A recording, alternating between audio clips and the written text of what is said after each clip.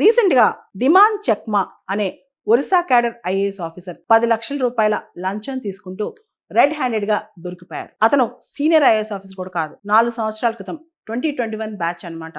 Training అయిపోయాక 2 years మాత్రమే అతను టెన్యూర్ కూడా చేశారు. కల్హండికి సబ్ కలెక్టర్ గా ఉన్నారు. ఇప్పుడు అక్కడ లంచం తీసుకుంటూ ఒక బిజినెస్ మ్యాన్ తన బిజినెస్ సజావుగా సాగాలంటే నాకు లంచం ఇవ్వాల్సిందని చెప్పి లంచం మాట్లాడుకుని 10 లక్షలు తీసుకుంటూ రెడ్ హ్యాండెడ్ గా దొరికిపోయారు. వెంటనే అక్కడున్న ఎన్ఫోర్స్మెంట్ అథారిటీస్ దిమాన్ చెక్మా ఇల్లు సెర్చ్ చేయగా అతని ఇంట్లో 47 లక్షల రూపాయల క్యాష్ బెడ్ లో దొరికిందనమాట. అంటే ఐఏఎస్ ఆఫీసర్స్, ఐపీఎస్ ఆఫీసర్స్ ఇంత నీచంగా జనం దగ్గర, అంటే జాయిన్ అయిన కొత్తలో కూడా ఇంత నీచంగా జనం దగ్గర డబ్బులు తీసుకుని డబ్బులు డిమాండ్ చేస్తారా? ఇంత దిగజారిపోయా సర్వీస్ విలువలు అని చెప్పి చాలా మంది షాక్ అయిపోయారనమాట ఈ ఉదంతం చూసిన తర్వాత. ఇది ఒక్క ఉదంతం బయటకు వచ్చింది కానీ ఇంకా చాలా ఉదంతాలు ఇలాంటివి ఉంటా ఉంటాయి సమాజంలో. ముఖ్యంగా సివిల్ సర్వీసెస్ లో ఎథిక్స్ అనే ఒక పేపర్ ఉంటుంది. దానిలో ఎథిక్స్, ఇంటిగ్రిటీ, యాటిట్యూడ్ లో అసలు కరప్షన్ అంటే ఏంటి, కరప్షన్ ఇన్ పబ్లిక్ లైఫ్ ఏంటి అని ఖచ్చితంగా ఈ పేపర్ అందరూ పాస్ అవ్వాల్సిందే. దీనిలో వాల్యూ సిస్టమ్ ఏంటి, హ్యూమన్ వాల్యూ సిస్టమ్ ఏంటి అన్నీ ఉంటాయన్నమాట.